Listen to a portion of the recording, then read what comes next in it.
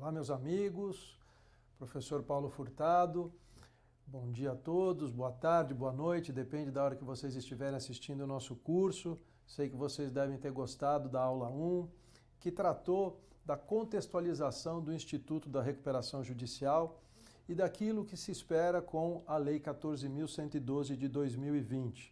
Quais são as principais alterações que foram introduzidas para este instituto. A recuperação judicial, como nós vimos, ela na verdade é um processo judicial em que há uma negociação coletiva do devedor com os seus credores para a superação da crise daquele empresário e, com isso, são mantidos os empregos, são mantidas as atividades e, com isso, são gerados recursos para pagamento dos credores e também dos impostos, com benefício social para toda a comunidade. Então, a recuperação judicial, como nós vimos, ela é um procedimento que se desenvolve em juízo, mas no seu âmago, na sua essência, nós temos uma negociação do devedor com os seus credores. Nós vimos que a lei se destina essencialmente a empresários. O empresário em situação de crise econômico-financeira é que tem direito a recorrer ao Poder Judiciário e ele vai buscar junto aos seus credores uma solução negocial para a sua crise.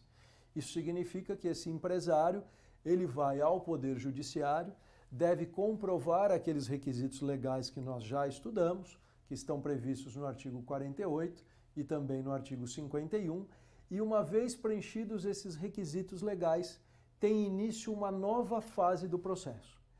É desta fase que nós iremos tratar agora.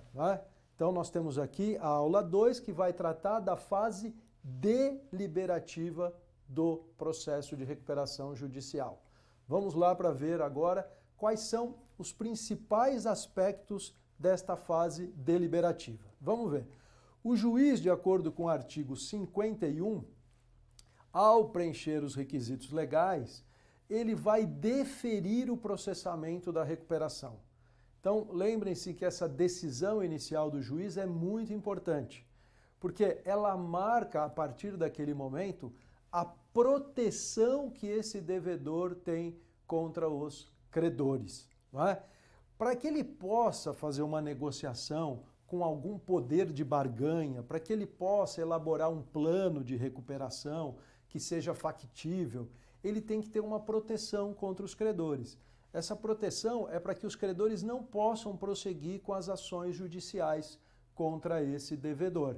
Então, durante um período a contar da decisão de processamento da recuperação, esses credores sujeitos à recuperação, eles não podem prosseguir com medidas judiciais contra esse devedor.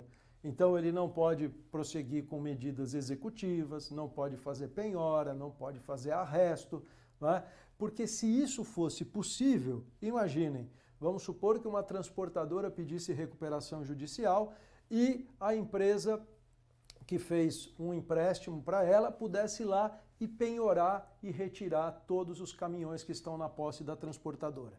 Então, isso seria a inviabilização do processo de negociação coletiva com todos os credores, porque retirando os caminhões, haveria a cessação da atividade empresarial.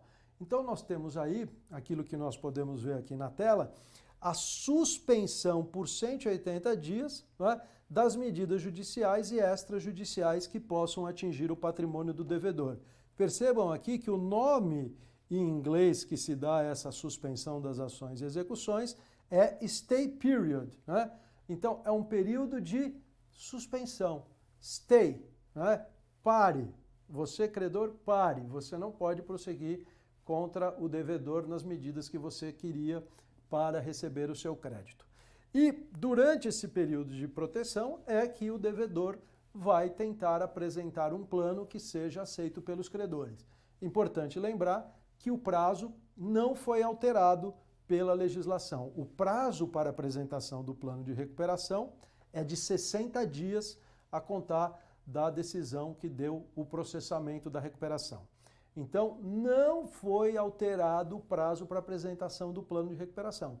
Continuou o prazo de 60 dias, que eu até considero um prazo muito curto.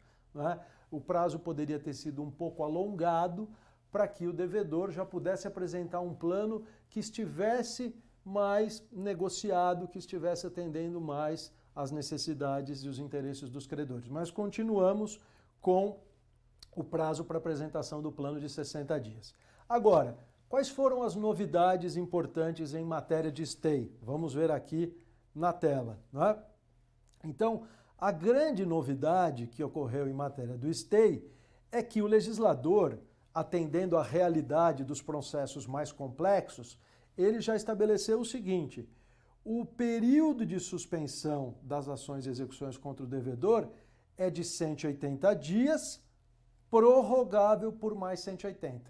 Então deu para perceber que o legislador, ele percebeu que nesses 15 anos de vigência da lei, especialmente nos processos mais complexos, estabelecer um prazo improrrogável de suspensão de ações e execuções de 180 dias não permitia que em casos mais difíceis, mais complexos, com grande quantidade de credores, a negociação terminasse. Então o que nós assistimos nesses 15 anos? Aquelas prorrogações de prazo, prorroga a suspensão por mais 90, depois por mais... e as suspensões de AGC. Então o legislador, de forma realista, preferiu já estabelecer: olha, o período inicial de suspensão é de 180 dias. Então os credores não podem atacar o devedor durante 180 dias. E este prazo de 180 dias pode ser prorrogável por mais 180. Então ele estabeleceu um limite máximo de 360 dias para que o devedor tente aprovar o seu plano de recuperação judicial, negociando com os seus credores. Importante, no entanto, é lembrar que esta prorrogação pelo prazo de 180 dias depende de uma conduta de boa-fé do devedor. É preciso que o devedor não tenha dado causa a qualquer demora no procedimento. Então, 180 dias iniciais.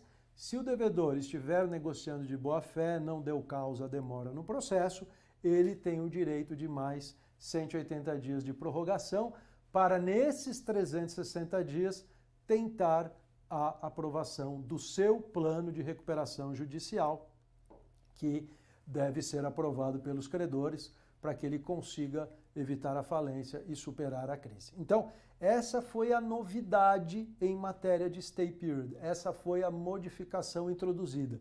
Foi um ajuste à realidade. A lei, às vezes, ela quer trabalhar de uma maneira utópica, de uma maneira ideal. Toda vez que ela conflita com a realidade, então ela fecha a porta para a realidade entra pela janela. Então agora o legislador, com a Lei 14.102 de 2020, entendeu por bem fixar aí 180, prorrogável mais 180, desde que o devedor não tenha dado causa à demora no processo. Vamos ver agora, em matéria de fase deliberativa, uma grande alteração que foi feita na disciplina da matéria. Tá? Então vejam, no sistema atual, eu quero dizer aqui o seguinte: no sistema originário da Lei 11.105, somente o devedor podia apresentar o plano de recuperação judicial. Agora pode ser apresentado o plano pelos credores. Olha só que interessante, né? No direito brasileiro, desde 2005, a legitimidade ativa para o pedido de recuperação judicial sempre foi do devedor.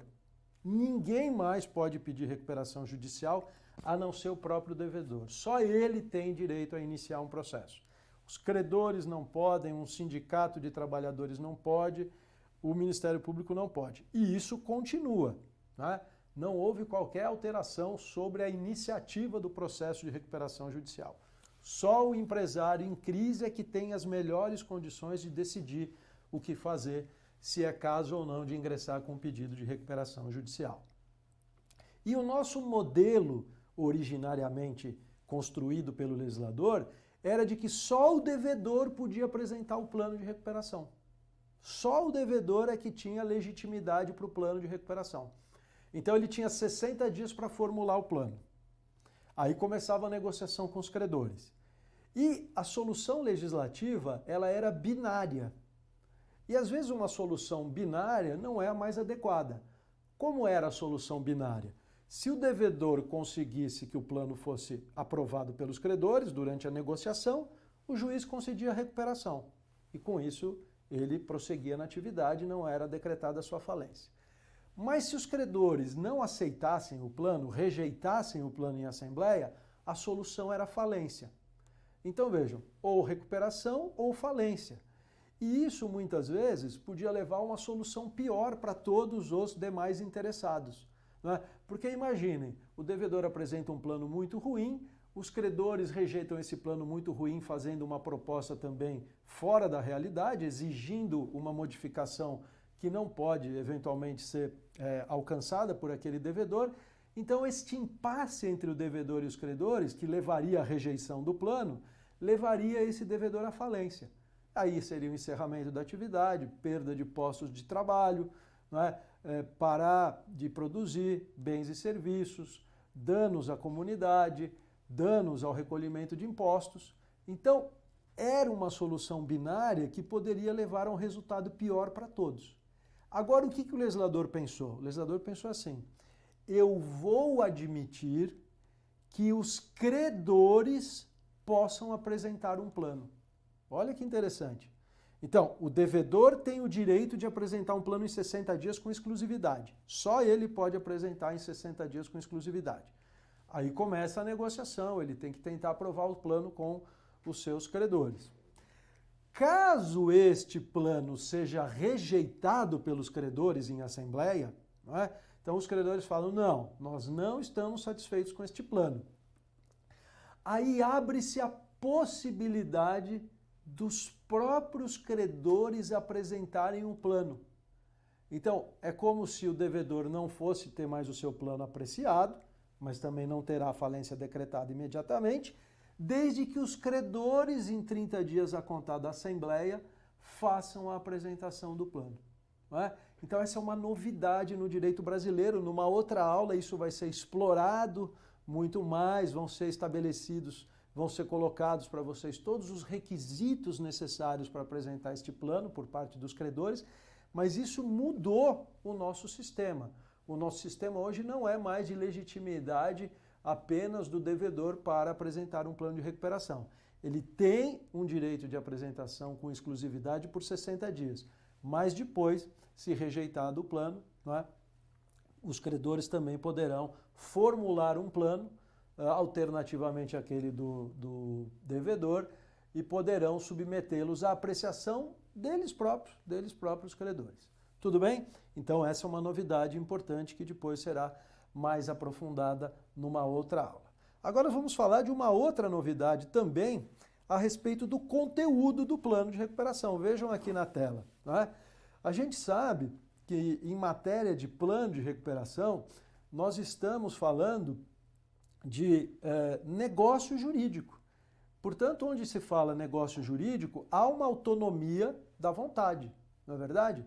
Então, toda vez que a gente fala em plano de recuperação, a gente está falando de uma espécie de um contrato, não é? Ainda que com algumas particularidades, mas é um negócio jurídico, onde vale predominantemente a autonomia privada. Não é? As partes têm liberdade para estabelecer a melhor forma de superar a crise. Então, as condições de pagamento das dívidas geralmente são modificadas de acordo com a vontade dos credores e do devedor. Venda de ativos é feita para que haja caixa para pagar os credores. Então, o nosso modelo de negociação entre devedor e credores, ele prioriza, não é? Ele enfatiza o acordo, o negociado, para que as partes encontrem a melhor forma de solucionar a crise empresarial. Por quê? Porque a gente sabe que uma crise de um mercadinho, de um bairro, que tem uma atuação local, vai demandar determinadas condições de negociação com os seus credores, que serão diferentes, por exemplo, de uma negociação com uma grande construtora, que tenha atividade por todo o Brasil, que tem um grande endividamento com os investidores que compraram ações e compraram debêntures na Bolsa. Então, o legislador sabe que é importante permitir liberdade de negociação. Agora, alguns pontos são objeto de maior preocupação legislativa. Então, por exemplo, pagamento de crédito trabalhista. Será que o devedor poderia chegar para os credores trabalhistas e falar, não, eu vou pagar as obrigações trabalhistas em 10 anos? Não.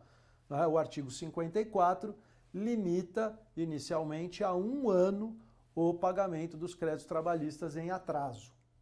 Mas houve sempre uma grande discussão se essa norma seria de ordem pública, seria cogente, se seria possível de alguma maneira limitar créditos trabalhistas a um determinado valor para pagamento em 1 ano, ou se em determinadas situações paga-se em 1 ano um determinado valor e o excedente em um prazo superior. E o legislador entendeu por bem flexibilizar um pouco a norma do artigo 54. Então vejam aqui a regra nova sobre o pagamento dos créditos trabalhistas prevista no artigo 54, parágrafo 2º. Então, inicialmente se previu o prazo de 1 ano para ser utilizado para pagamento dos credores trabalhistas. Agora é possível em até 2 anos. Então, 2 anos é possível que nós tenhamos o pagamento do crédito trabalhista, não é? Em 2 anos, desde que o devedor tenha apresentado garantias, não é? De como ele vai efetuar o pagamento, então eventualmente ele vai dar alienação fiduciária de algum bem, desde que o plano tenha sido aprovado na classe 1, classe dos credores trabalhistas, e desde que o pagamento seja de 100%. Então, percebam que foi uma modificação também para ajustar a previsão legislativa à realidade, né? A dificuldade muitas vezes de se pagar créditos trabalhistas em 1 ano. A outra novidade que também foi introduzida na legislação brasileira também foi uma adaptação àquilo que vinha sendo realizado em muitos planos de recuperação, né? A gente conhece os planos de recuperação que prevêem a figura do credor colaborador, a figura do credor parceiro. Geralmente, essas cláusulas contidas no plano, elas estabelecem que um fornecedor, que é credor daquele empresário que está em recuperação, ele goza de um tratamento favorecido em relação aos demais credores, desde que ele continue fornecendo bens ou serviços. Então, esta cláusula ganhou importância na realidade brasileira, nos planos de recuperação. Por que ela ganhou importância? Porque o empresário em crise, muitas vezes, ele se via impossibilitado de ter caixa, né, para conseguir comprar bens e serviços à vista. Ninguém queria vender para ele a prazo, né? Então ele tinha que ter caixa para pagar à vista, para receber os bens, matéria-prima, converter aquilo no produto e vender, né? Ninguém queria vender a prazo, né?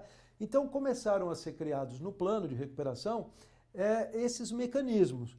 Olha, fornecedor, se você for um fornecedor que colaborar comigo, vendendo a prazo, por exemplo, eu pago para você 90 dias depois de receber a matéria-prima, eu pago a dívida que eu tenho com você, a dívida passada, um pouco além daquilo que eu pago para os demais credores, fornecedores que não continuarem com o fornecimento com essa condição favorável. Então, esta prática dos planos de recuperação agora foi incorporada à nossa lei. Vejam aqui na tela o artigo 67, parágrafo 1º, né, parágrafo único, melhor dizendo, agora claramente já permite que o plano tenha tratamento diferenciado para credores que continuarem a fornecer produtos ou serviços, desde que o tratamento seja adequado e razoável. Então, claro, é uma cláusula aberta, razoabilidade desta condição favorecida vai ser analisada pelo juiz, se ela é adequada, se ela é razoável, é sempre uma análise que vai ser feita pelo juiz, não é? Então, dar um tratamento favorecido que seja muito além do razoável pode eventualmente levar à declaração da nulidade da cláusula. Mas, havendo razoabilidade, havendo justificativa econômica, ela se mostra justa, ela se mostra adequada e deve ser mantida. Além disso, outra novidade que também demonstra que o legislador procurou adaptar a nossa lei à realidade, não é? O que nós assistimos nesses 15 anos de vigência da Lei 11.101 de 2005?